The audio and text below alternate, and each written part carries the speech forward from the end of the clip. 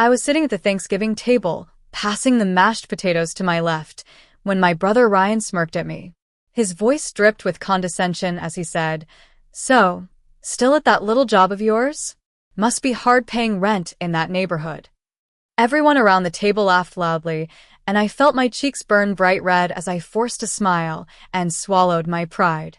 Inside, something fundamental snapped. I had been hearing comments like this for years, but today felt completely different. Today felt like the moment when I had to choose whether to stay silent or finally speak up and reclaim my power. I took a deep breath and continued passing the potatoes, but my mind was already racing ahead to the future. Ryan had absolutely no idea what I had been building behind the scenes, away from his judgmental gaze. He had no idea about the late nights studying code, the sacrifices I had made, or the success I had quietly achieved through hard work and determination. He thought I was still the struggling person I had been 3 years ago, desperate and broken. But everything was about to change. And he was going to find out in the most unforgettable way possible, a way that would teach him a lesson he would never forget. My mom chuckled awkwardly, trying to smooth things over. "Ryan, be nice," she said with a nervous laugh that didn't sound convincing. But nobody actually told him to stop making these cruel comments. Nobody defended me or told him his words were hurtful and out of line. That was how it had always been in our family. Ryan could say whatever he wanted to me, and everyone would just laugh it off like it was no big deal. Meanwhile, I was supposed to be grateful for his presence and his jokes, no matter how cruel and cutting they were to my heart. I faked another laugh, the kind that made my face hurt from the effort. Inside, I was thinking something very different, something powerful. I was thinking about all the things he didn't know about me, all my secrets and my hidden successes.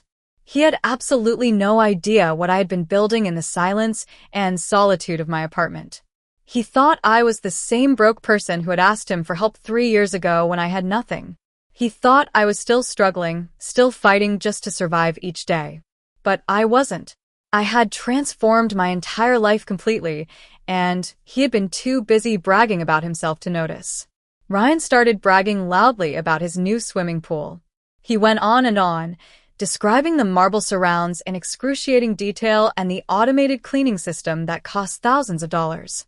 Then he switched topics and talked extensively about his wife's new designer kitchen with the custom cabinets and expensive granite countertops imported from Italy. His voice was loud and boastful, making sure everyone at the table heard every detail of his expensive purchases and his wealth. I felt my fork shake slightly in my hand as I remembered something very important that had happened between us. 2 years ago, I had lent him a substantial amount of money when he was in serious financial trouble.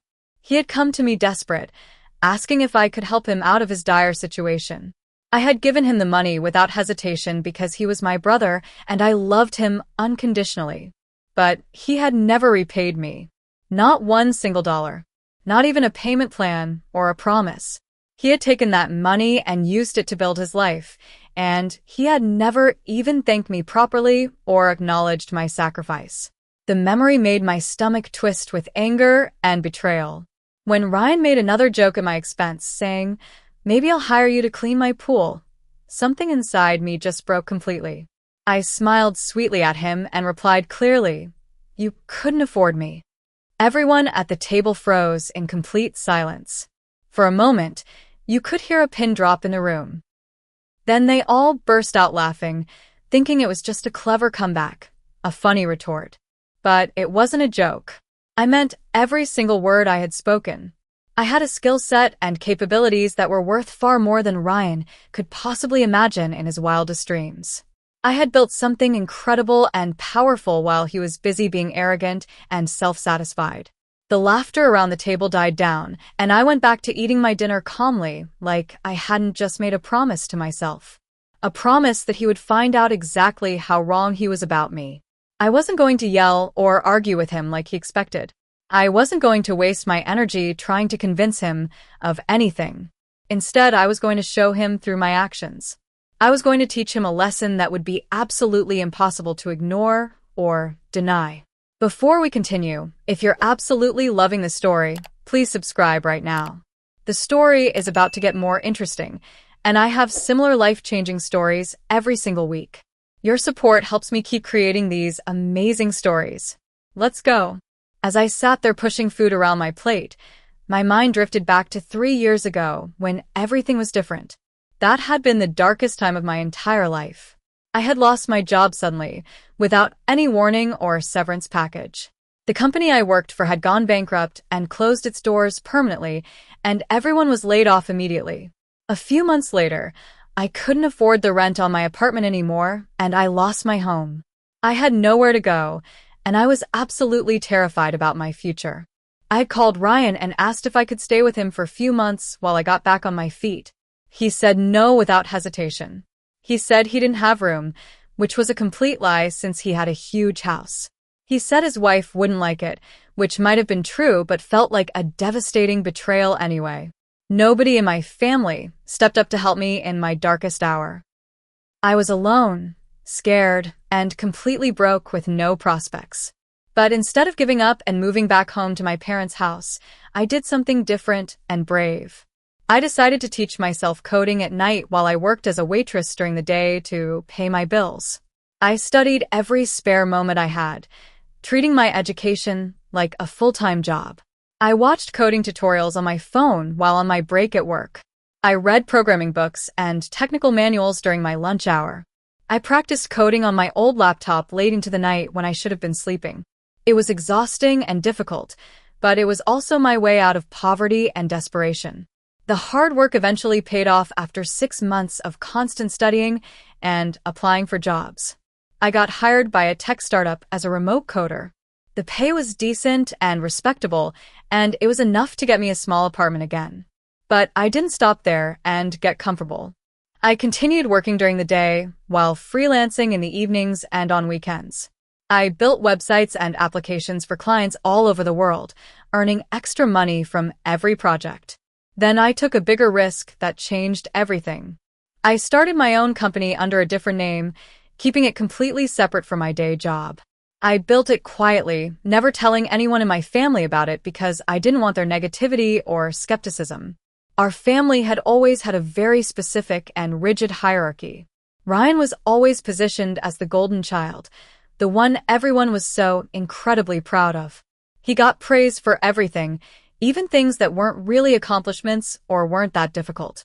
When he bought his first house, everyone celebrated him like he was a financial genius who had discovered something revolutionary. When he got promoted at his job, everyone threw him a party like he had just won the lottery. When he went on vacation, everyone wanted to hear every detail about his trip and his experiences. But me? I was the quiet one in the family, the helper, the one everyone overlooked, the afterthought who was always in the background. Every time I accomplished something significant, it was met with polite acknowledgement at best and complete silence at worst. When I got my college degree after working and studying simultaneously, my parents said, "That's nice." When I got my first real job after the company closed, they said, "Good for you," like I had just done something ordinary. But when Ryan got his job years earlier, they had told me how proud they were about 10 times in one single day. As the Thanksgiving dinner continued, Ryan made another comment that crossed an important line. He looked directly around the table and said, "Some people just aren't meant to be successful. Not everyone is built for big risks like business people are." His wife nodded enthusiastically in agreement and added, "Yeah, not everyone's cut out for business like Ryan is. Some people are just meant to work regular jobs." My hands clenched under the table, so hard my nails dug into my palms. I could feel the anger rising in my chest like a volcano about to erupt. I gripped my napkin so hard that it tore completely in my hands. I forced a smile onto my face, but inside I was absolutely furious and done with this treatment. They were talking about me directly, and they didn't even have the courage to say my name. They were making sweeping judgments about my abilities and my potential without knowing anything about what I had actually accomplished. I looked at Ryan sitting there in his designer shirt, bragging about his expensive possessions, completely unaware that I'd built a life that was just as impressive as his. Maybe even more impressive, because I had done it completely alone and without anyone's help. After dinner ended, I excused myself and drove home early, unable to stay any longer. I told my parents I had a terrible headache, which was only partially true because my head was actually pounding. When I got home to my apartment, I sat down at my laptop and I cried. But these weren't tears of shame or sadness like you might expect. These were tears of pure determination and resolve. I was angry, yes, but I was also completely resolved to change the situation. I wasn't going to let my family treat me like I was less than them anymore. I opened my banking app and stared at my account balance. I watched the number on my screen carefully, $486,000. That was my liquid savings and my proof. That was my evidence that I had made it big. That was my ammunition for what was coming. I had more than enough money to do something truly unforgettable and shocking. Something that would make Ryan regret every single mean comment he had ever made to me. I sat there in the dark for hours, just staring at that number, knowing that I was about to change everything forever. A few days later, I was searching through my old files on my laptop when I found something very important and interesting. It was a document that Ryan had sent me about 2 years ago when he was struggling financially. Back then, he had been having some serious financial problems and was asking everyone in the family if anyone could help him with a loan. I remembered reading his mortgage statement in that email very carefully. The number had stuck in my mind, $178,000. That was how much he still owed on his house payment. That was the number that was supposed to represent security and success, but it was also a chain that was holding him back. I stared at that number for a very long time, thinking about the possibilities. And then I whispered to myself, let's make that disappear. I knew exactly what I was going to do, and I knew it would be perfect.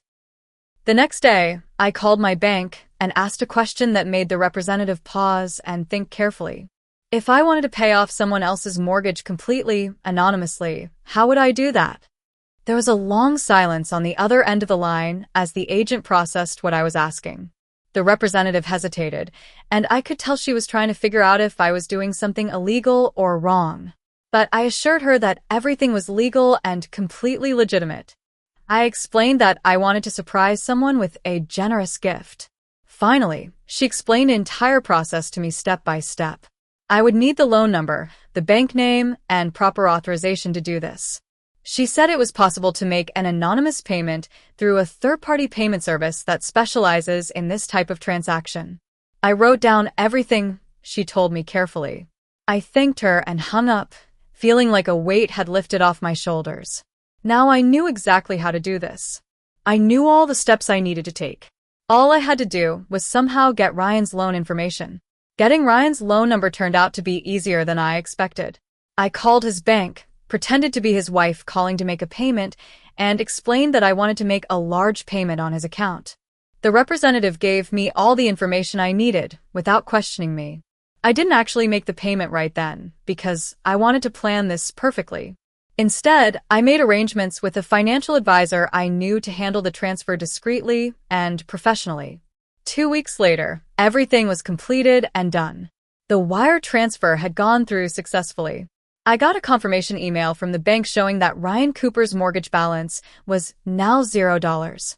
He didn't owe the bank anything anymore. He owned his house completely and outright. I printed out the confirmation and held it in my hands, feeling a complex mix of emotions. Excitement about what was coming, anger at how he had treated me, satisfaction at finally taking action, and something else I couldn't quite name or explain. But I had to keep this secret. I had to wait for the perfect moment. The timing had to be absolutely perfect for maximum impact. My mom called me a few days later and invited me to Christmas dinner at her house. Everyone was coming, she said enthusiastically. She wanted the whole family there to celebrate together and share the holiday. I told her yes, I would definitely be there. I also told her I would bring dessert. She had no idea what I was really planning to bring to that dinner. She had no idea that I was planning to bring the biggest shock and revelation of her life.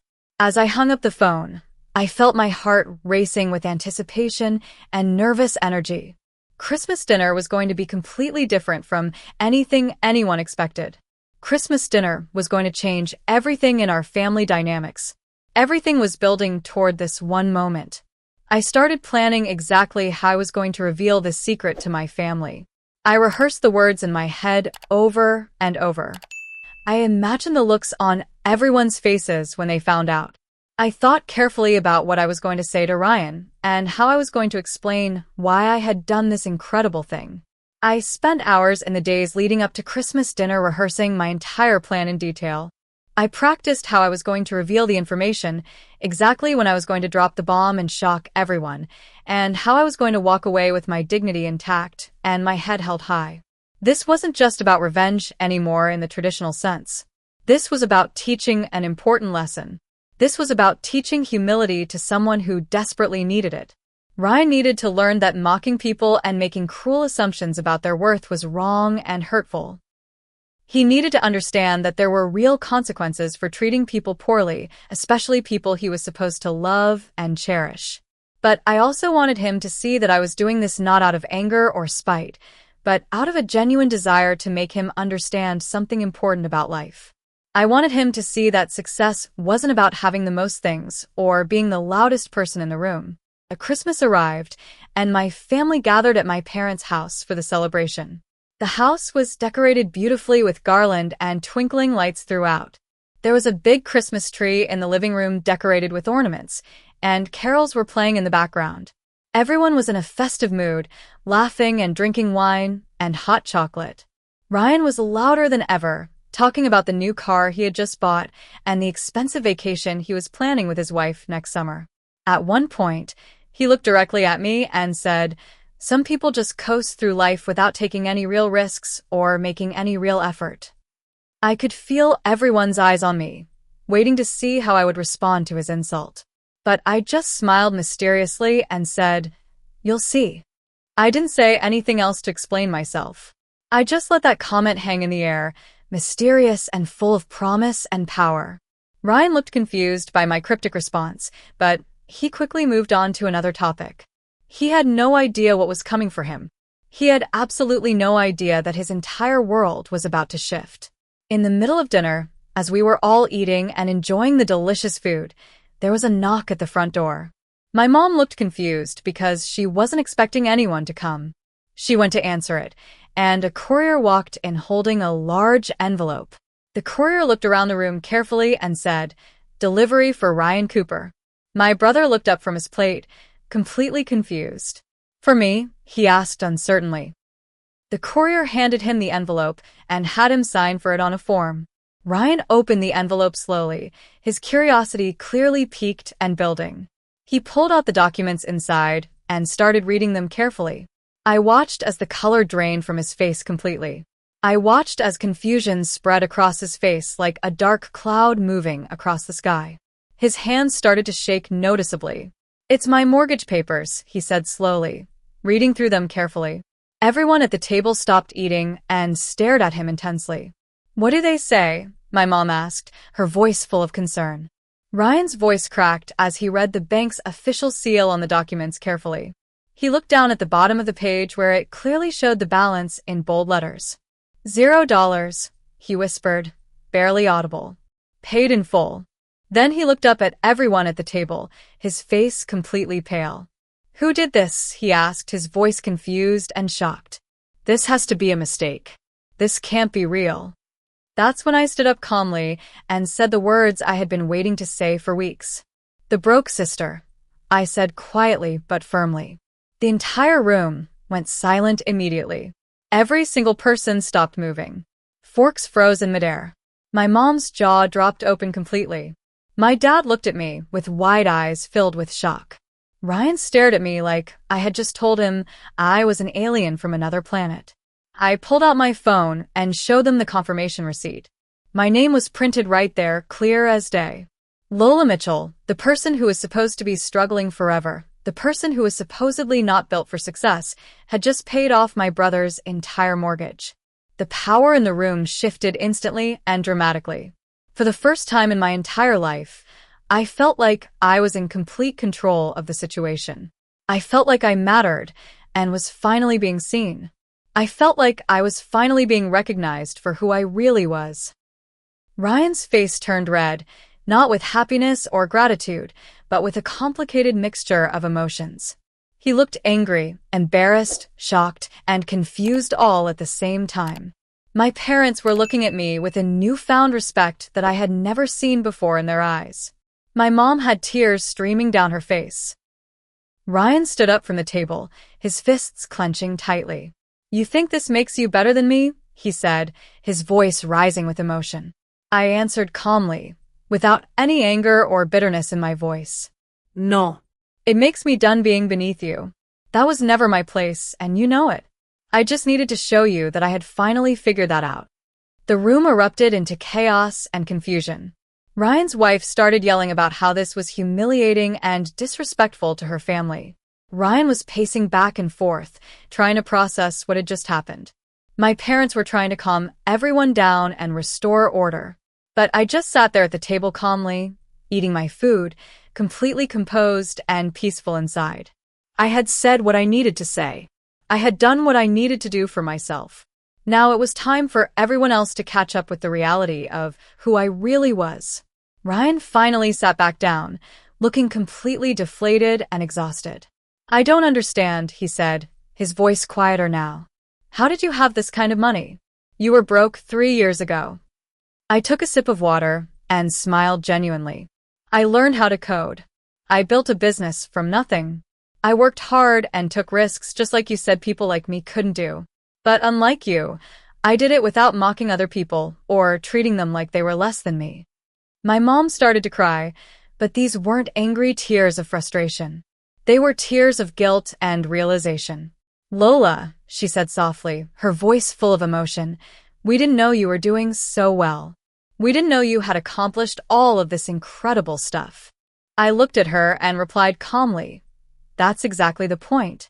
You never cared enough to ask about my life.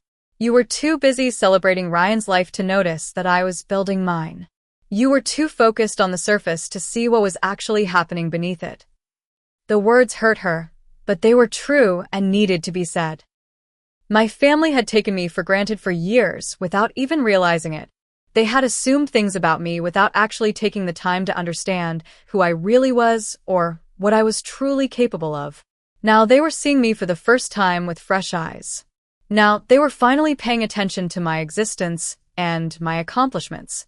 Later that night, after most of the family had left and things had calmed down considerably, I went home and checked my phone. I had been right about what would happen next. Ryan's wife had posted on social media, "My sister-in-law humiliated my husband at Christmas dinner. This is classless and wrong."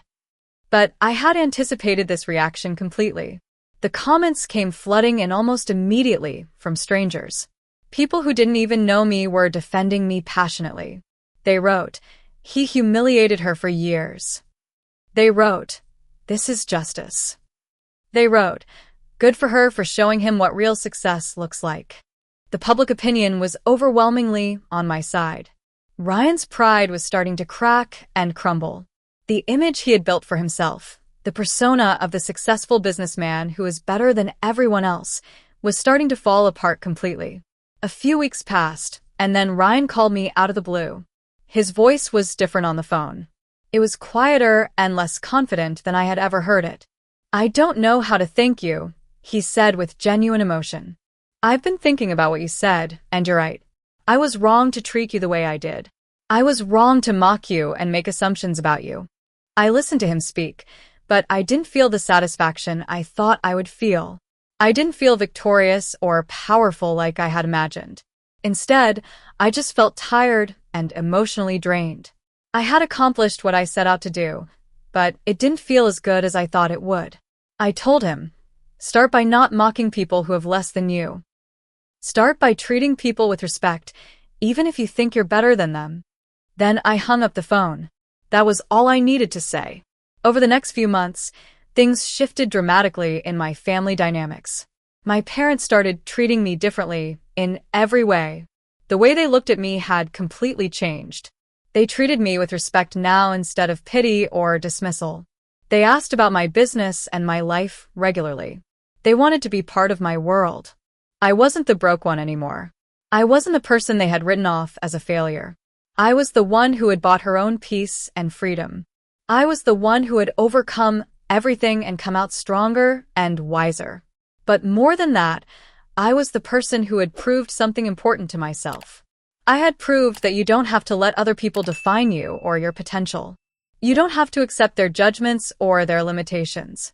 You can rewrite your own story, and you can do it completely on your own terms.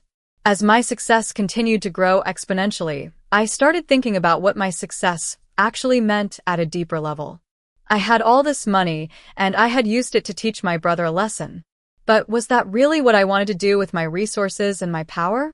One day, I did something completely different with my money. I used part of my next bonus to pay off the mortgage of a single mom in my community who was struggling. I did it completely anonymously so nobody would ever know. I didn't tell anyone about it. I didn't post it on social media or use it as a way to prove something. I just did it because I could and because it was the right thing to do morally. True success, I had realized, wasn't about proving people wrong anymore. True success was about rising above the need to prove anything at all.